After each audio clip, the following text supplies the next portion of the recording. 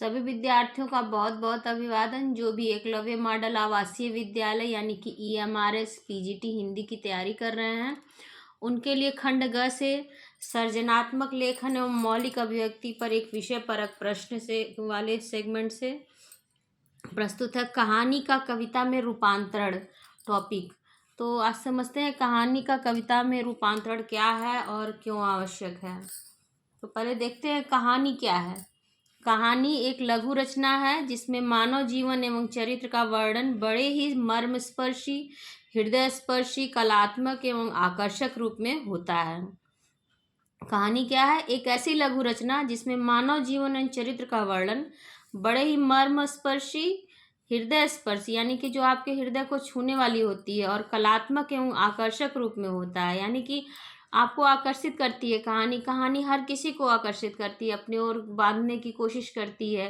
यानी कि जब भी कोई कहानी सुनता है इंसान, तो उसके तरफ जब तक वो कहानी पूरी नहीं हो जाती उसका मन लगा रहता है उसमें। लघुता कहानी की विशेषता होती है, यानी कहानी बहुत बड़ी रचना नहीं होती है, इतनी होती है कि आप उसको एक बार में पढ़ लीजिए, समझ लीजिए और उस कहानी का आनंद ले सकिए। कहानी में मानव जीवन के किसी एक पक्ष का वर्णन होता है, यानी कि कहानी में एक मनुष्य के पूरे जीवन चक्र को नहीं दिखाया था, बल्कि उसके किसी एक पक्ष का वर्णन होता है।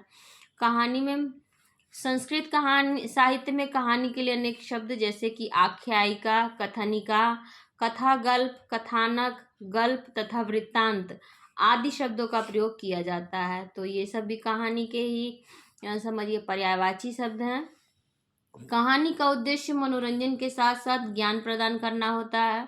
कहानी का उद्देश्य क्या होता है कि मनोरंजन भी आपका होता रहे, यानी आपका इंटरेस्ट भी बना रहे और उसको कहानी को सुन के आपको कुछ ना कुछ ज्ञान प्राप्त हो, यानी उससे आप कुछ ना कुछ सीखिए, कुछ जानिए, नई बात को समझिए। विभिन्न विद्वानों के अनुसार कहानी की परिभाषा है। तो देखिए एडिसन के अनुसार ये क्या कहते हैं कहानी को। जब हमें कोई शिक्षा, दीक्षा अथवा उद्देश्य देना हो तब हमें कहानी की रचना करनी चाहिए।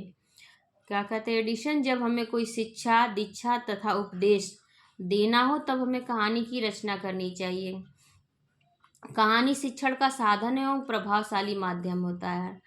आप लोगों को पता होगा विष्णु शर्मा द्वारा रचित पंचतंत्र की कहानियाँ, जो उन्होंने राजा के पुत्रों को शिक्षा देने के लिए रची थी, और उसमें एक कहानी के अंतर्गत दूसरी कहानी उसमें चलती रहती है, और उन कहानियों के माध्यम से उन्होंने राजा के सभी पुत्रों को बहुत अच्छी तरह से शिक्षा दे दी थी, हर एक प्रकार की शिक्षा दे दी थी। तो कहानी वही एडिसन कहते हैं कि जब हमें कहाँ कोई शिक्षा, दीक्षा तथा उपदेश देना हो तो हमें कहानियों की रचना करनी चाहिए। और कहानी शिक्षण का साधन एवं प्रभावशाली माध्यम है। कहानी के द्वारा जो हम सिखाते हैं बालकों को, वो उनको बहुत अच्छी तरह से समझ में आ जाती है बात। प्लेटो क्या कहते हैं कहानी के लिए? कहानी का अर्थ होता है शरीर के लिए भोजन तथा व्यायाम, और मस्तिष्क के लिए कहानी एवं संगीत आवश्यक होता है। प्लेटो के अनुसार इन्होंने तुलना की शरीर के लिए भोजन तथा व्यायाम और मस्तिष्क के लिए कहानी और संगीत की आवश्यकता होती है। इन्होंने एक मनुष्य के लिए क्या आवश्यक होता है इस अर्थ में कहानी को प्रस्तुत किया है, कहानी की परिभाषा दी है। मुंशी प्रेमचंद जी ने कहानी की परिभाषा दी है। कहानी एक ऐसी रचना है जिसमें जीवन के किसी एक अंग अथवा मनोभाव को प्रस्तुत करना ही लेखक का उद्देश्य होता है। यह एक ऐसा सुंदर उद्यान नहीं जिसमें भली भली भांति बेल, बूटे, फल तथा फूल हों, वरन यह एक ऐसा गमला है जिसमें एक ही पौधे का माधुर्य अपने संतुलित रूप में दृष्टिगोचर होता है। तो मुंशी प्रेमचंद जी क्या कहते हैं? कहानी एक ऐसी रचना है जिसमें जीवन के किसी एक अंग अथवा मनोभाव को प्रस्तुत करना ही लेखक का उद्देश्य होता है। मतलब एक कहानी के माध्यम से किसी एक भाव के ऊपर ज़्यादा फोकस किया जाता है। और यह एक ऐसा सुंदर उद्यान नहीं है, इन्होंने कहानी की तुलना एक उद्यान से की। मतलब ये बताया कि एक सुंदर उद्यान नहीं है, बल्कि एक जिसमें भांति भांति के बेल, बूटे, फल तथा फूल हों, वरन यह एक ऐसा गमला है जिसमें एक ही पौधे का माधुर्य अपने संतुलित रूप में दृष्टिगोचर होता है। मतलब कहानी की तुलना इन्होंने गमले से की है। अगले हैं TS मेमन। इन्होंने कहानी को कहा, कहानी में द्वंद्व अथवा संघर्ष की प्रबलता होती है। कहानी की विशेषता इन्होंने बता दी है परिभाषा में, कहानी में द्वंद्व अथवा संघर्ष की प्रबलता होती है। छोटी सी परिभाषा है। कहानी का कविता में रूपांतरण क्यों? तो अगर हम कहानी का कविता में रूपांतरण करते हैं तो ये क्यों आवश्यक है, ये जानना भी आवश्यक है। कहानी साधारणतः विस्तृत रूप में होती है और आज के ज़माने में सबके पास समय की कमी देखी जाती है।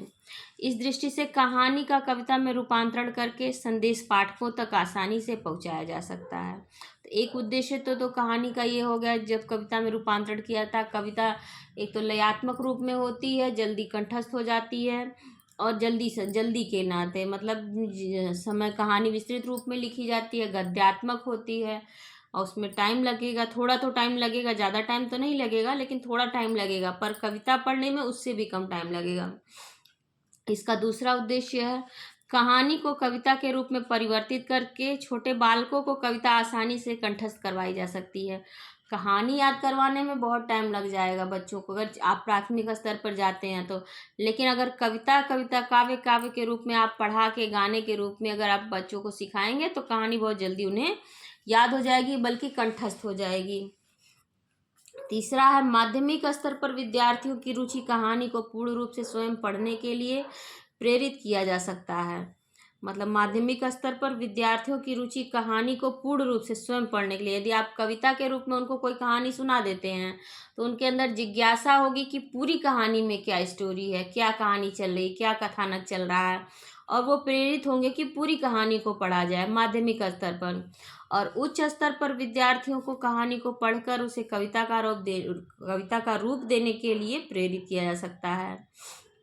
अगर उच्च स्तर पर यही कहानी परिवर्तन कविता में आप जो विद्यार्थियों की रुचि जागृत हो चुकी है, जब उच्च स्तर पर वो पहुंच चुके हैं, ग्रेजुएशन स्तर पर या आपके ग्रेजुएशन स्तर पर, स्नातक स्तर था या इंटरमीडिएट स्तर पर, तो विद्यार्थियों को आप कहानी को पढ़कर उसे कविता का रूप, उन्हें अपनी रचनात्मकता के आधार पर उसे कविता के रूप में लिखने के लिए प्रेरित कर सकते हैं और उनकी रचनात्मकता व सृजनशीलता को बढ़ाया जा सकता है इस तरह से।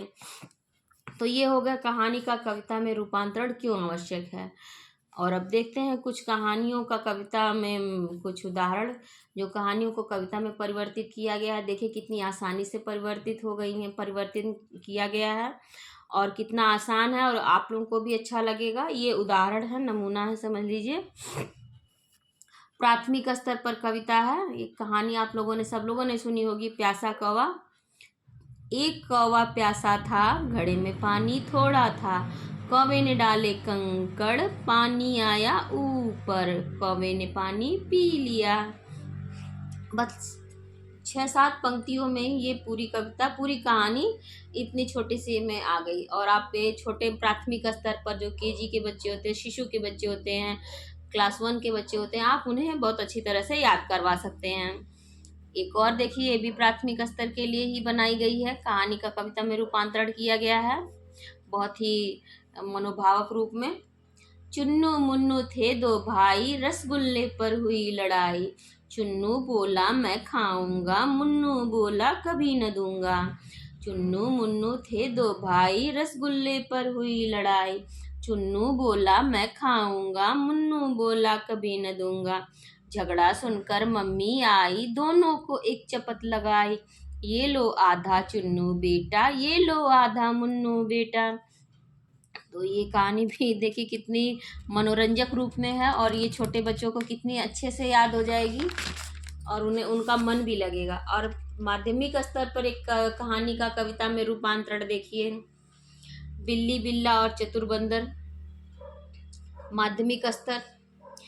एक दिन बिल्ली रानी को बिल्ले से हुई लड़ाई, एक दिन बिल्ली रानी की बिल्ले से हुई लड़ाई, एक रोटी के खातिर दोनों ने एक दूजे की करी पिटाई, एक रोटी की खातिर दोनों ने एक दूजे की करी पिटाई, मेरी मेरी कहकर दोनों ने आपस में है होड़ लगाई, बिल्ली बोली मैं लूंगी, बिल्ले ने भी अपनी रट लगाई, इतने में एक बंदर राजा उधर कहीं से आए, बोले क्या माजरा है चलो आज निपटाए, बिल्ली और बिल्ला बोले, एक रोटी है हमने पाई,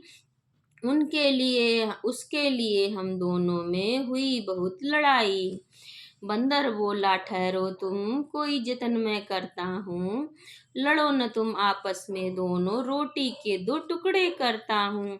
बंदर झट से अपने घर से तराजू लेकर आया, रोटी को तराजू में रखकर अपना ध्यान लगाया। फिर बोला नटखट बंदर ने बिल्ली और बिल्ली से, एक तरफ ज्यादा है टुकड़ा, क्या मैं खा लूं उसमें से? ऐसे कर कर के बंदर ने सारी रोटी खा ली। अंत समय दोनों को एक बात समझ में आई, पूरी पूरी करते करते आधी भी न पाई। क्योंकि लालच बुरी बला है, इसमें सब फंसते हैं। क्योंकि लालच बुरी बला है, इसमें सब फंसते हैं। जो कभी न करते लालच, वो जीवन भर हंसते हैं। उम्मीद है आप लोगों को समझ में आ गया होगा कि कहानी का कविता में रूपांतरण क्या होता है, क्यों आवश्यक होता है और कैसे होता है। यदि आप लोगों को समझ में आया हो तो ज़रूर वीडियो को लाइक कीजिएगा, सब्सक्राइब कीजिएगा, कमेंट सेक्शन में अपने प्रश्न और विचार ज़रूर बताइएगा। टेलीग्राम चैनल से भी जुड़ जाइए। व्हाट्सएप चैनल से भी आप सब जुड़ सकते हैं, अभिलाषा हिंदी एकेडमी आप सर्च करेंगे तो आपको मिल जाएगा। और इसे अपने एजुकेशनल ग्रुप में ज़रूर शेयर करिए। जितने भी लोग वीडियो देख रहे हैं, देखते तो बहुत लोग हैं, वाचिंग तो बहुत आ रही है, पर सब्सक्राइब नहीं हो रहे हैं। अगर यदि आपको लग रहा है परीक्षा उपयोगी है आपके लिए और सबसे ज़्यादा समझ में आ रहा है, यदि आपका कॉन्सेप्ट क्लियर है, तो परीक्षा में कोई भी प्रश्न आएगा, ऑब्जेक्टिव प्रश्न भी आएगा, तो आप उसको अगर समझे रहेंगे तो आप अपने ज्ञान के आधार पर उस प्रश्न को सही कर लेंगे। इसलिए आप लोगों से सभी से ज़रूर एक निवेदन है कि आप लोग सब्सक्राइब ज़रूर कर लीजिए और अपने एजुकेशनल ग्रुप में अपने दोस्तों में जो भी ये हमारे इसकी तैयारी कर रहे हैं उन तक इस वीडियो को ज़रूर शेयर करें। आप सभी का बहुत बहुत धन्यवाद।